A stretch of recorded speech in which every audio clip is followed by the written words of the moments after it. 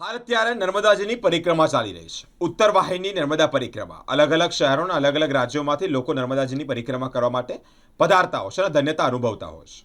વડોદરા શહેરના સયાજીગંજ વિધાનસભા મતક્ષેત્રના લોકો માટે ઉત્તર વાહિની નર્મદા પરિક્રમાનું સુચારુ રીતે આયોજન કરવામાં આવ્યું છે. ધારાસભ્ય શ્રી કેયુરભાઈ રોકડિયા દ્વારા જે આયોજન કરવામાં આવ્યું છે ત્યારે એક બસની વ્યવસ્થા કરવામાં આવી છે. સયાજીગંજ વિધાનસભાના મતક્ષેત્રના લોકો સારી રીતે આ ઉત્તર વાહિની નર્મદા પરિક્રમા કરી શકે તે માટે તેઓના કાર્યાલય એટલે કે નારાયણ સેવા કાર્યાલય ખાતેથી જ અહીંયાથી પ્રારંભ થયો છે.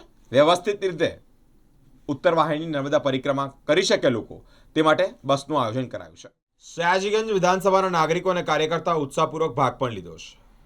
બસ દ્વારા સ્થળ પર લઈ જવા અને લાવવાની વ્યવસ્થા કરવામાં આવી છે. વોર્ડ પ્રમુખ દ્વારા પૂર્ણ રીતે જ્યારે નોંધણી પ્રક્રિયા કરવામાં આવી હોય ત્યારે કાર્યક્રમમાં ભક્તોએ પોતાની દિનચર્યા ભૂલીને નર્મદા મૈયા પ્રત્યેની શ્રદ્ધા અને સમર્પણ અર્પણ કર્યું છે. સયાજીગંજ વિધાનસભાના ધારાસભ્ય શ્રી કેયુરભાઈ રોકડિયા આ કાર્યક્રમની વિગત પણ આપી છે. આ પરિક્રમા નર્મદા નદીની પવિત્રતા અને સંસ્કૃતિના મૂલ્યોને ઉજાગર કરવાનો એક પ્રયાસ કરવામાં આવ્યો છે.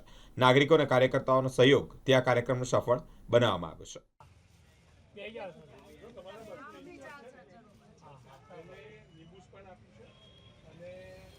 ઓઆરએસ પણ આપી છે એટલે કંઈ પણ પ્રોબ્લેમ હોય તો આ બંને વસ્તુ તમારા બસની ઇન્ચાર્જ છે ને તમે નિબુસ પણ આપી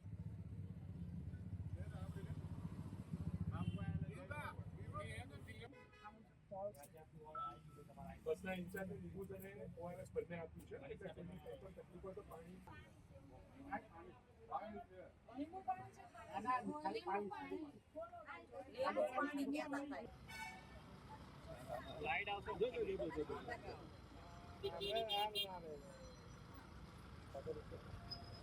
માં નર્મદાની પવિત્ર પરિક્રમા કે ઉત્તર વાહિની પરિક્રમા.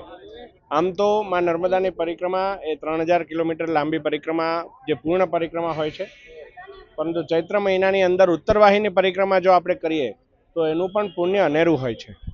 ત્યારે આજે સયાજીગંજના લોકપ્રિય ધારાસભ્ય શ્રી કેયુરભાઈ રોકડિયાજી દ્વારા 8 બસ અને 10 જેટલા 4 વ્હીલ મળીને 300 થી 400 જેટલા શ્રદ્ધાળુઓ ભાવિકોને ઉત્તર વાહિની પરિક્રમા પોતાના વિસ્તારમાંથી કરવા લઈ જઈ રહ્યા છે.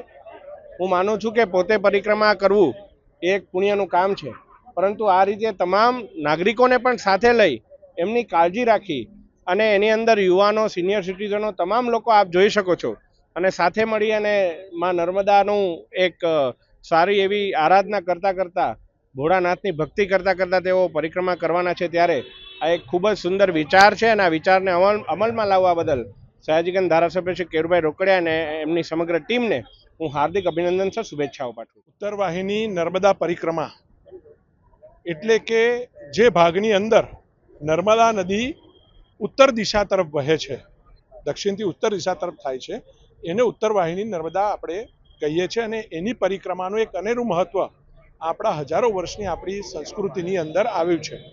આપણે ઉત્તરાભિમુખ હંમેશા પ્રગતિકારક આપણે વસ્તુઓ કરતા હોઈએ છીએ અને આ ઉત્તર વાહિની નર્મદા પરિક્રમાનું આપણું જે આ મહત્વ છે, દિવસે ને દિવસે મોટી સંખ્યામાં શ્રદ્ધાળુઓ ઉત્તર વાહિની નર્મદા પરિક્રમા કરવા માટે જઈ રહ્યા છે. 16 કિલોમીટરનો આ પરિક્રમાનો વિસ્તાર એ લોકોને ખૂબ આકર્ષિત કરી રહ્યો છે. એક ધાર્મિક આસ્થાનું એક મહત્વનું પાસું બની છે અને સરકાર પણ, ગુજરાત સરકારે પણ આ વખતે ખૂબ સુંદર વ્યવસ્થા કરી છે. છેલ્લા 2 વર્ષથી સયાજીગંજ વિધાનસભાના કાર્યકર્તાઓને ઉત્તર વાહિની નર્મદા પરિક્રમા કરવા માટે નારાયણ સેવા ચેરિટેબલ ટ્રસ્ટ દ્વારા અમે આયોજન કરીએ છીએ. આ વર્ષે પણ આશરે 300 થી વધુ અમારા ભારતીય જનતા પાર્ટીના સમર્થક શુભેચ્છક કાર્યકર્તાઓને લઈને નર્મદા પરિક્રમા આજે પ્રદોષના દિવસે કરવા જઈ રહ્યા છે. માં નર્મદા, માં રેવા સૌનું કલ્યાણ કરે અને સૌ પર પોતાના આશીર્વાદ રાખે એ નિમિત્તે આજે આયોજન કર્યું છે. સાંસદ હેમાંગભાઈ જોશી, અમારા કાઉન્સિલરશ્રીઓ સૌ કાર્યકર્તાઓને શુભેચ્છા આપવા માટે પણ અહીં આવ્યા છે. આ 7 જેટલી બસોની અંદર વોર્ડ નંબર 8, 9, 11, 1 અને 2 અને 3નો થોડોક ભાગ એમ સયાજીગંજ વિધાનસભાના તમામ કાર્યકર્તાઓને અમે લઈ જઈ રહ્યા છીએ.